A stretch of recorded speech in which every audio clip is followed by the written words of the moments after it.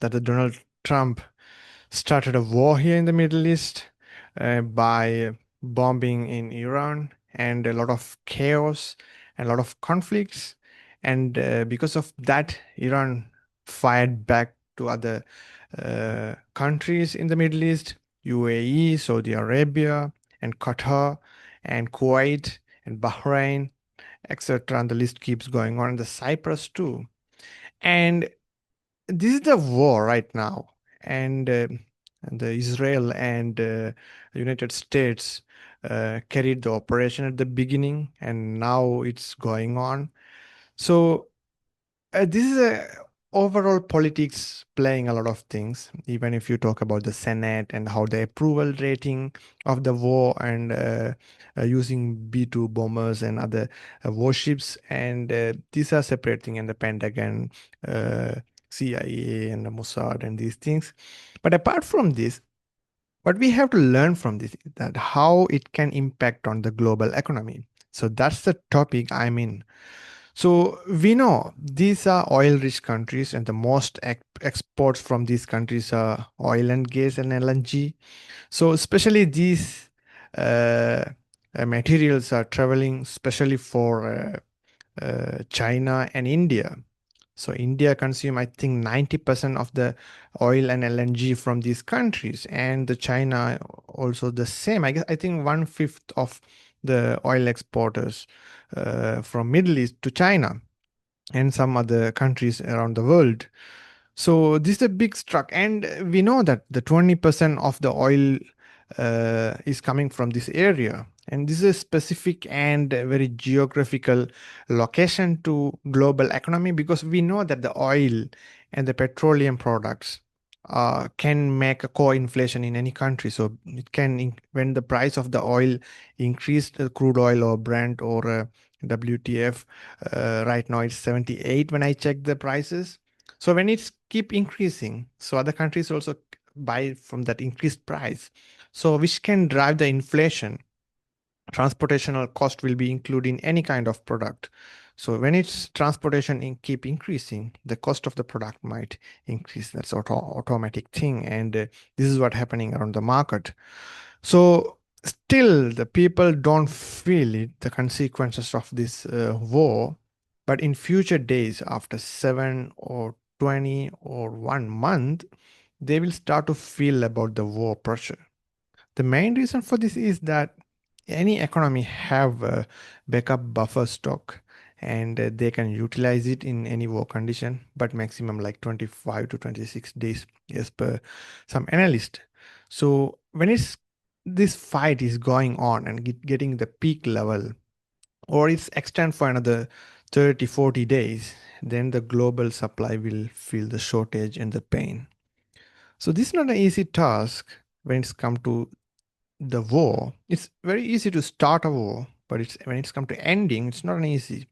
And there are some regime changes were uh, documented, and people are expecting for that. And let's see these all political stuff, but we will focus on the economy part. So we were talking about the oil field. So I posted one post in LinkedIn regarding this, the oil and energy market update in February 27th. And at that time, when I'm posting, Brent crude oil is trading around $73 per barrel, reflecting tight supply and sentiment and geopolitical risk pricing in the market right now. Saudi Arabia, the world's top oil exporter, has recently boosted crude oil exports to their highest level since April 2023, about 7 million barrels per day. So normally they are into 6 to 5, but they are now in 7 million barrels per day. So that was the situation in 27th February, and the price also that. But right now, the story is more different. Even though if you produced a lot in your full capacity, so how you transport, because you know the geography of these countries and how the Iran and other countries are facing the waterfronts, and how that sea beds are standing and how the ship movements and ship routes, you know that. A lot of ships are docked on that area because of some issues and these kind of missile and ballistic issues. So right now, the Strait of Hormuz tension, the market react, but no full shutdown yet. Following US-Israel strikes on Iran, tanker tariff through the Strait of Hormuz has slowed, but the waterway is not closed yet. Several oil and LNG vessels have paused near the Gulf of Oman, routed or reversed course, or some are docked near to that area. The US has advised ships to keep distance from military assets.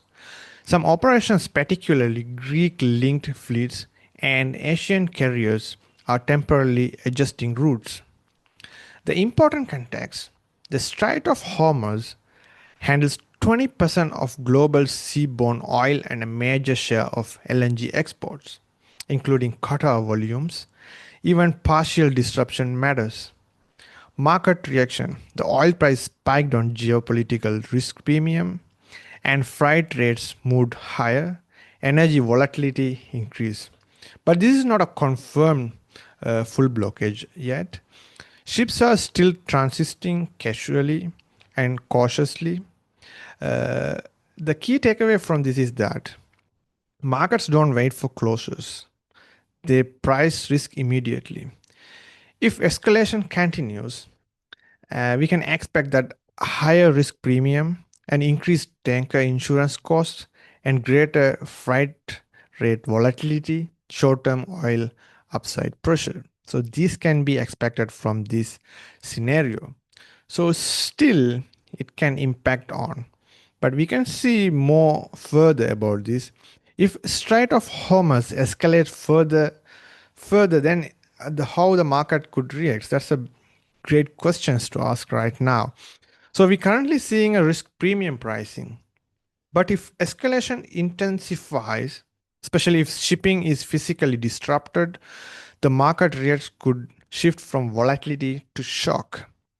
Here's the playbook. Number one, oil. Fast and aggressive move on oil. If exports from Saudi Arabia, UAE, Iraq, or Qatar are interrupted, Brent oil would spike 10 to $25 quickly. So right now we're seeing that from 73 to 78, which is like 10 to 15%, but 10 to $25 per meaning, that will be like 20 to 25%. So WTI follows. So when the Brent price is going up, WTI, the manufacturers of American and Canadian crude oil, will be going up. The volatility explode. The volatility already explodes, so we can see that in the market condition. And remember, 20% of the global oil flow through Hormuz point. So that's what very important. When you see the map of these countries, you can find out the uh, Hormuz point. So that's where the narrow point, which is I think 33 kilometers between the Oman and Iran. So that's the area we are talking about. And markets don't wait for confirmation, they price probability. And the second, shipping and insurance surge. Tanker freight rates jump automatically, and war risk insurance premiums surge, and LNG markets tighten sharply. And third, global equity risk off mode, and initial reaction may be major indices down to 2 to 5%. We can see that the 10-year US Treasury bonds down, and some other indices like Nikkei also down to the Japanese index. So we seeing that and witness that. And safe havens rally. Then again, the gold strengthens and US dollar gains a bit, and treasuries bid can initially will be up, and right now it's going down again. And inflation, as I mentioned to you, it's a core inflation. Pressure will be there for all the continents, especially when it's come to Asian countries. And energy becomes a macro driver again, and two possible paths for this. One is short term flare up, that the volatility spike then fade, but sustained disruption when it's come to more than 30 days, then it's a huge issue, like structural energy shock and global slowdown risk. So when we talk about the The worst case scenario, when this Hormuz straits close for like 20 to 30 days, then these countries face a critical situation. UAE, Oman, or Saudi Arabia. Saudi Arabia is transporting from other side of the Dead Sea area also, but still they will face these issues. The Qatar, especially, and the Kuwait, these countries, and Iran, Iraq, and Iran also sending some vessels through that area. I think 90% of the Iran's oil trading route is the Hormuz point. So if they close and if they allowed only their ships, then it will be a major drawback to other countries. But I don't know how they will implement that case, and there will be a huge effort and impact on that area. There's highly chances there will be a big life losses can happen or ship damages could happen. So insurance companies are aware of that strategic moves and all.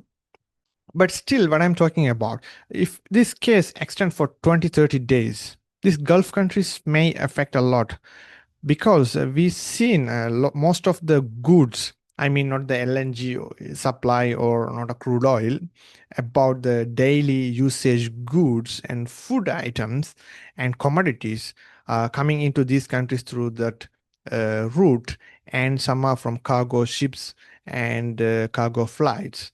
So when we shifting the routes from this Hormuz Strait to cargo flights, so we can see the prices of these household goods and the food supplies can be increased because of the supply towards the easiest way and safest way, and the expenses are high compared to the sea route.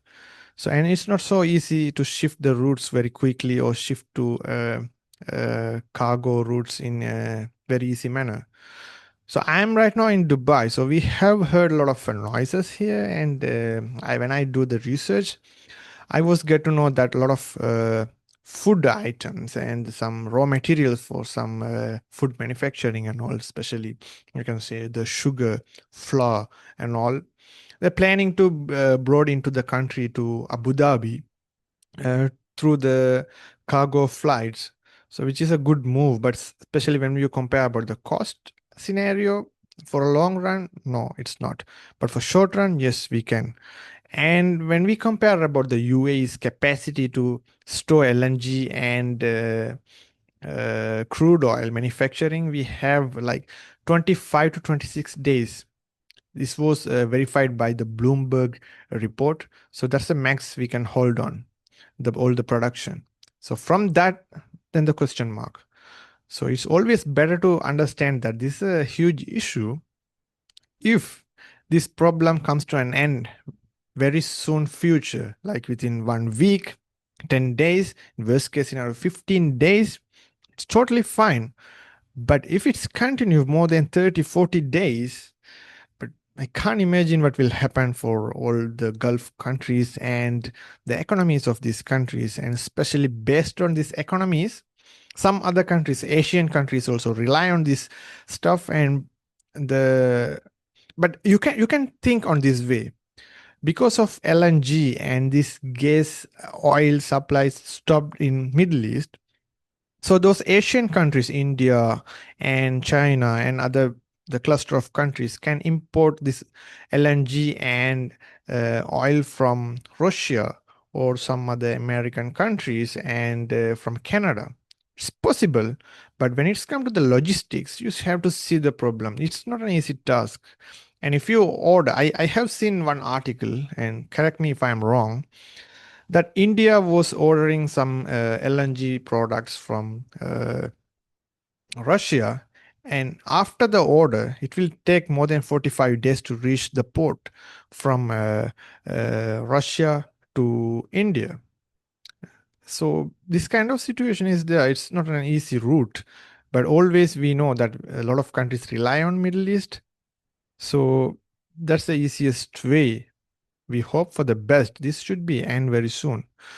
But a lot of people expected, and even the analysts too expected, that this can escalate more from here, because we know that based on this operation that the leader, I think the cultural leader or a religious leader of uh, Iran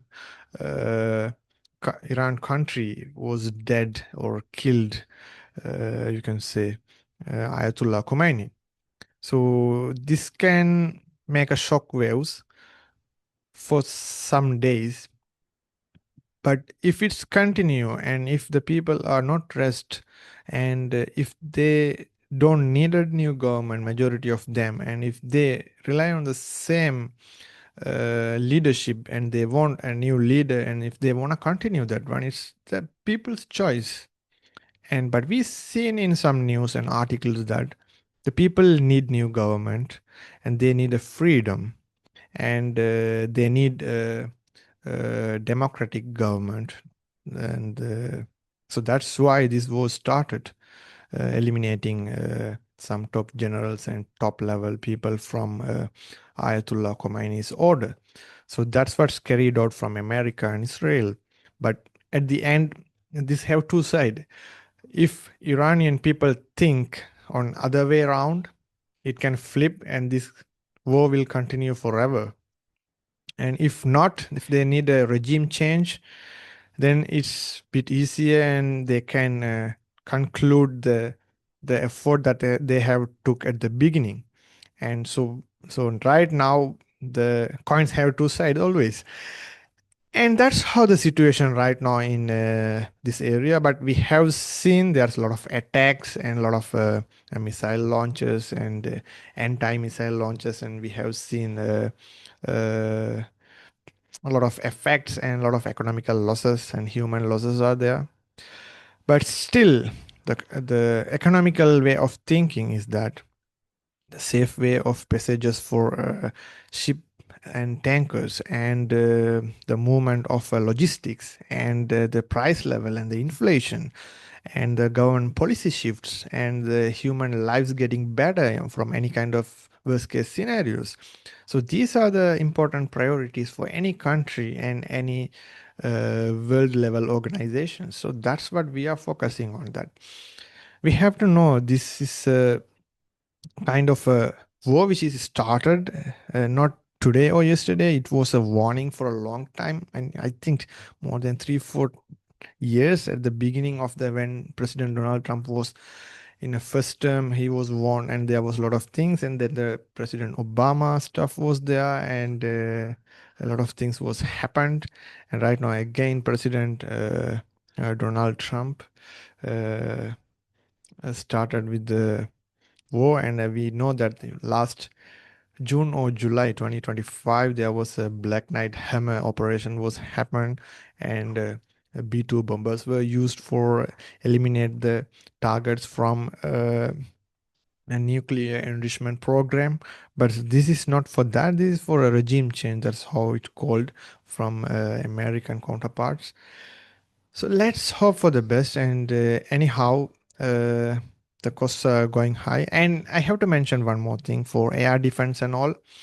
These days, more than offensive, defensive is more costly, because right now we know that all these Middle East countries and America using Lockheed Martin deliveries like THAAD interceptors and other new LMX or NOC blockage for a layer level of Iron Dome.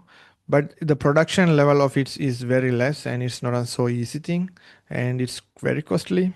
And still we are using a lot, and but refilling the stockpile is not so easy because of some complication in the production, and it's not easy because Lockheed Martin delivered just 11 THAAD interceptors in 2024. At that production rate, you are looking at 13 years plus to replace what was fired in 12 days. Even with announced ramp ups, the CSIS delivery gap shows no new THAADs entering inventory until April 2027. Missiles ordered back in financial year 2021. The contract flow is the Pentagon awarded an emergency $2 billion third contract post conflict, and Raytheon's Patriot line is being pressed, RTX, LMT, and NOC blogs are growing, but defense primes have a constrained production capacity, workforce bottlenecks, and titanium rare earth supply chains that don't scale in 12 months. The investment thesis is that this isn't one quarter story. We're looking at a multi-year and a government guaranteed demand signal across missile defense, third, and petrol. This is a structural upward shift in the defense budget baseline, not a spike. So this is what happening. So third production is very slow because of complications, and we are using a lot. And the last 2 3 days, I think some statistics showing 1,500 plus missiles and drones were uh, intercepted in the sky with THAAD and other technologies. The complication is there when we compare with the geopolitics and the economical factors. So these are the situations happening here, and based on this, stock brokers and investors can decide on where to go and what to go. And especially, I have to mention one more thing, that the flight delays and some airports are damaged because of this war. Uh, some stock came down. I have checked some local flights like Air Arabia price was like 5.6, and right now it's came to like 4 point somewhere. Stuff can come down like air travel agencies, and Boeing can come down because most of the operation in this area and the supplies in this area, so it can happen. So when it's come to investing and investors and a share market, be cautious and think about the situation, and do a predictable and measurable investment uh, decision in the future. So thank you very much, and that's it for today, and hope you all the best, and have a great happy Purim and Ramadan for you guys. Thank you.